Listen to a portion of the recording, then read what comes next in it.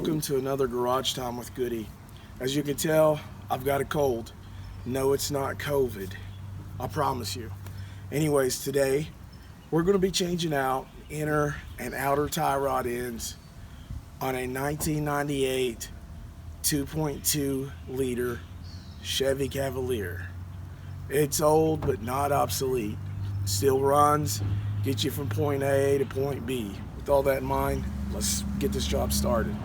Okay, since I have an impact wrench, I don't need to loosen the bolts up first.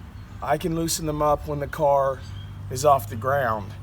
But if you don't have an impact gun, you're going to want to take a lug wrench and go ahead and use that before you jack up the car.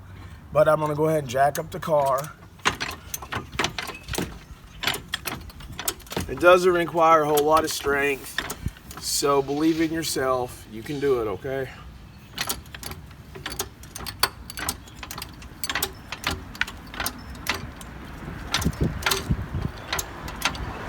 You want to get the tire about 3 inches off the ground. That's what I do. Make sure there's no kids around it. Now, these are jack stands. These can save your life. You put this underneath the car. You adjust them underneath the body of the car to where it's touching the bottom.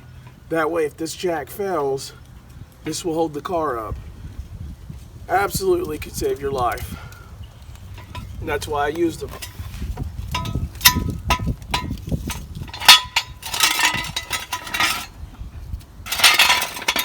I have a deep well socket, 3/4 of an inch. And I have a impact gun, battery powered. Well, I'm gonna put it over that and just take your lug nuts off. Make sure you don't lose your lug nuts.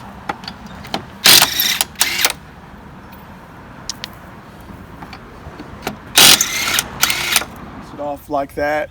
It's an easy way.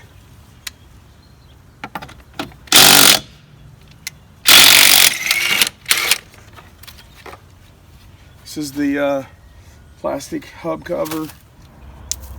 There should be 5 lug nuts. Now, some tires may be hard to come off, to break loose. If yours is hard to break loose, you could hit it with your hand or a rubber mallet, and it'll come right off. This one is already going to come right off.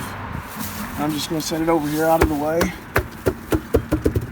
And then I'm going to look under here and see what I've got to work with here. This is the inner tie rod, and then this is the outer tie rod, and we're going to be replacing that. So we're going to be having a good time here. We're going to be replacing the inner and outer tie rod ends. This is usually a castle bolt with a cotter pin, but on this car it does not have a cotter pin. This boot is completely broken and the inner and outer tie rod needs to be changed. So since this does not have a cotter pin, I'm just going to put this is a 3/4 deep well, and it's on my impact gun.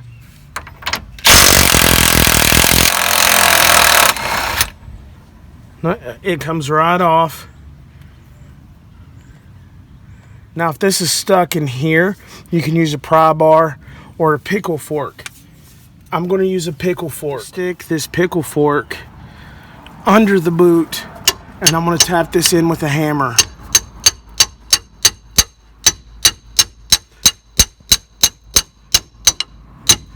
I'm going to use this to separate it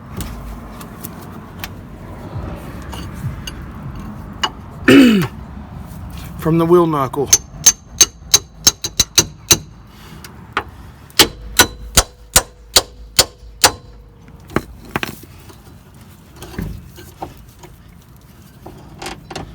And you can see that pulled it up out of there. So you can see how bad that boot is right there. It's really nice. I'm gonna set it over to the side here. Last time that we left off, it was 65 degrees And later that night, we got this storm right here.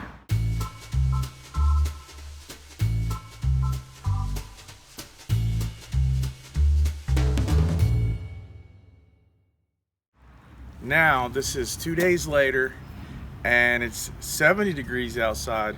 There's no storms that's supposed to come in, and we're going to finish this job. The way you can tell it's bad, this should not be able to move freely like that. And look at the bottom, look how freely that one moves.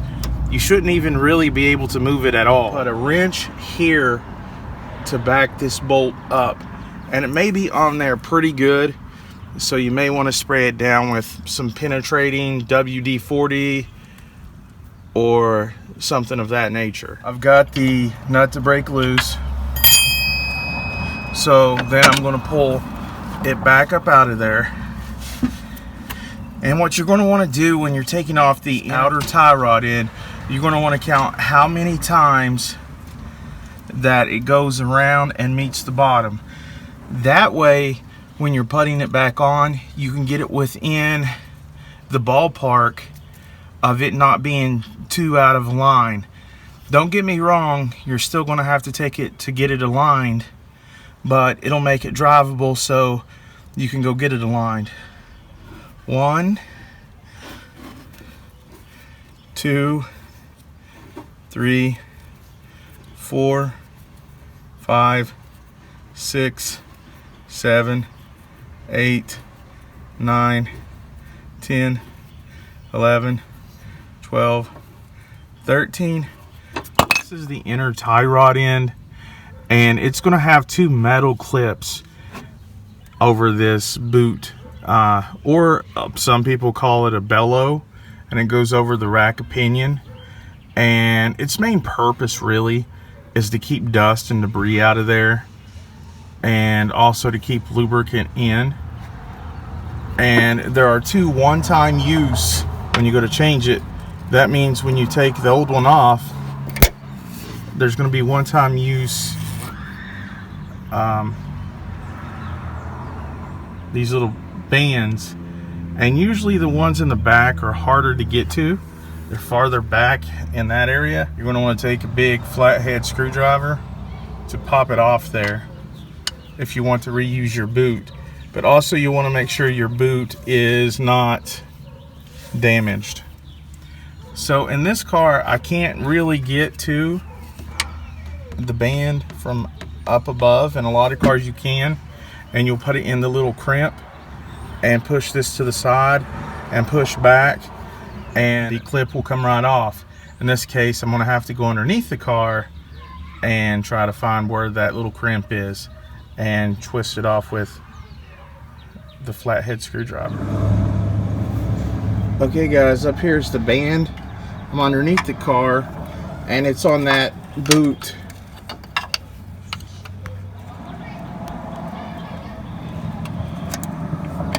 Okay, I'm getting the screwdriver in there.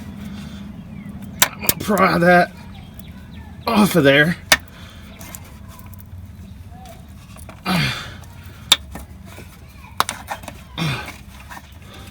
The bellow's off of the rack pinion.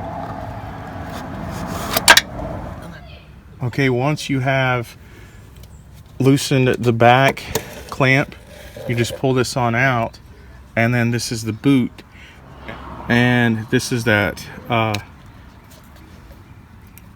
clip I was telling you about that you use at one time. Now you can examine this boot, bellow, whatever you want to call it.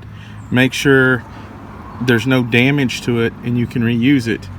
Now whenever you reuse it, even if you bought a new one, they're going to give you zip ties. I'm not kidding. And you'll zip tie it on there and it just holds it into place. But I would suggest, if you're going to use zip ties, to at least get the metal zip ties, because they'll last a lot longer. And if you're really particular or OCD, you might want to get the metal straps again and use that. But either way, any of those things will work. This is a master inner tie rod tool set. You can rent these at your local AutoZone or Advance or O'Reilly's, or if you're going to be using them a lot, you can buy them online at Rock Auto. But anyways, you're going to need this to take off the inner tie rod. I'm going to explain how this tool, this inner tie rod tool, works. Okay, it's going to have a lot of different bits on the end, and you're going to find the one that fits these two spots right here.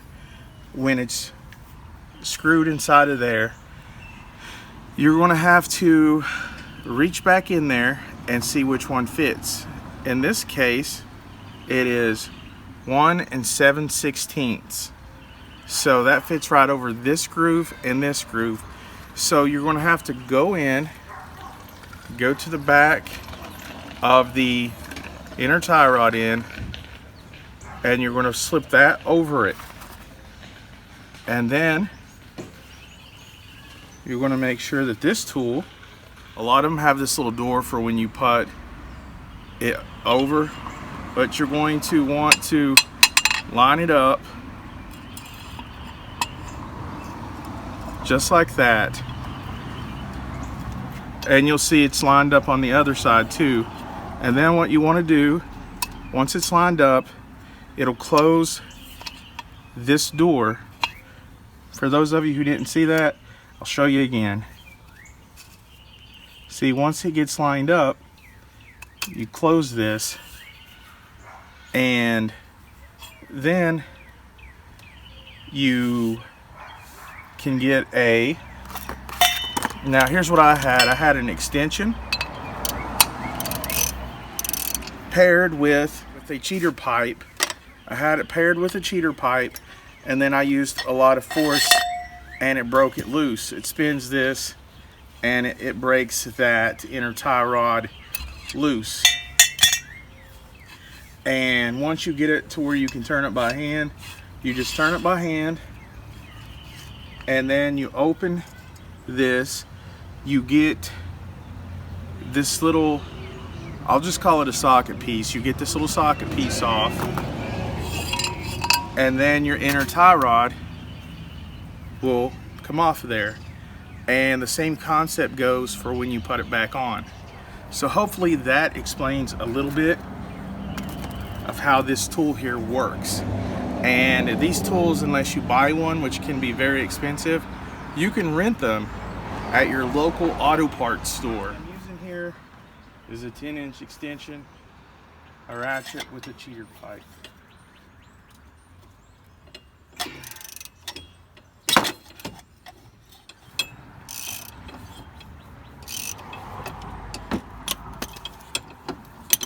It's broke loose, and this should be coming off now, just like that. And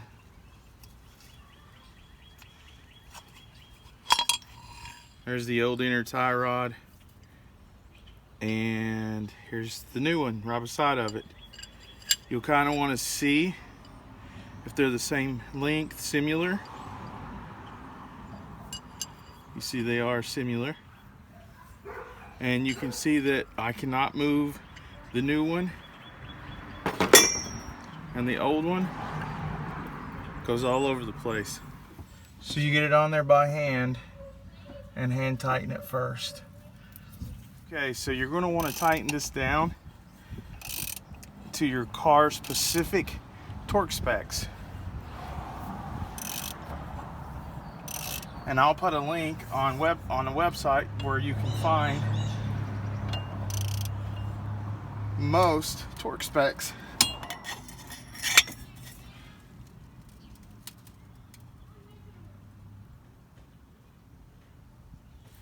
Okay, so we're going to put this boot over the inner tie rod until it goes across the very back right there.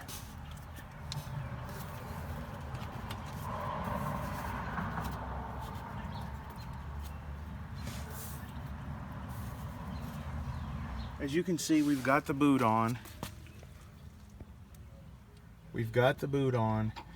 And now we're going to put the bolt on the outer tie rod end around the inner tie rod end. So we're going to get it threaded on. Then we're going to count, starting here, 1, 2, 3, 4, 5, 6, 7, 8, 9, 10, 11, 12, 13. It was 13 and a half actually. So what I'm going to do, I'm going to put this into the wheel knuckle, and I'm going to tighten this bolt. Again, this is a 22 millimeter. This particular outer tie rod end has a place for a 16 millimeter wrench, and in here for 22 millimeter wrench. And I'm gonna tighten it. One goes this way, then the big one goes the other way.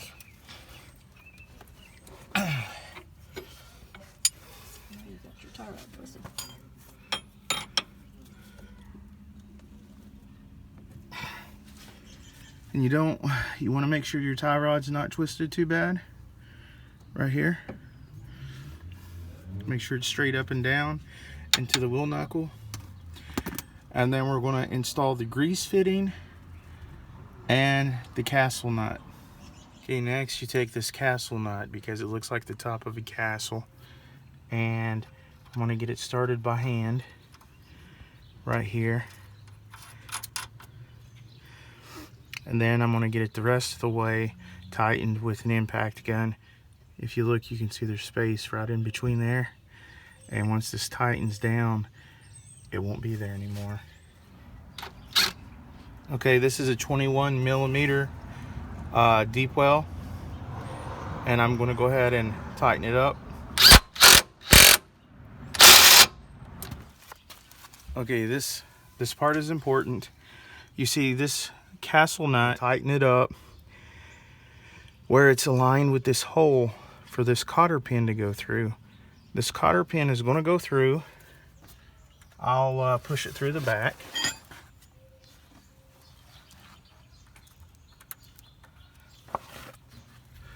It's going to come through the front.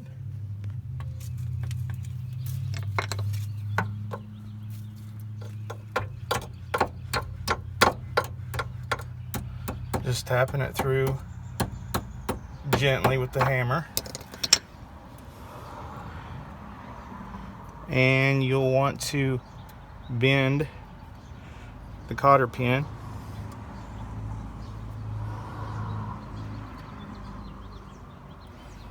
Okay, this right here, this is the valve that allows you to use a grease gun to be able to grease the boot in your tie rod, your outer tie rod end. Just going to use a pair of pliers until it's a little tight. Don't over tighten it. And next we're going to take a grease gun and we're going to fill this boot with grease. Ready? Okay, so you're going to want to push the grease gun down and you can hear it click. And you're going to pump it until you start to see this boot to expand just a little bit. You don't want to put too much in it.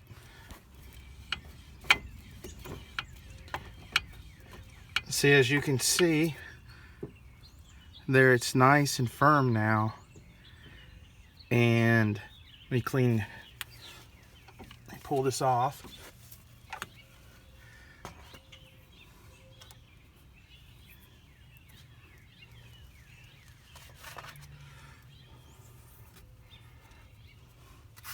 As you can see, this is nice and firm to the touch now. As you can see, this is nice and firm to the touch. It's not super hard or over-filled. And that's the way you want it to be.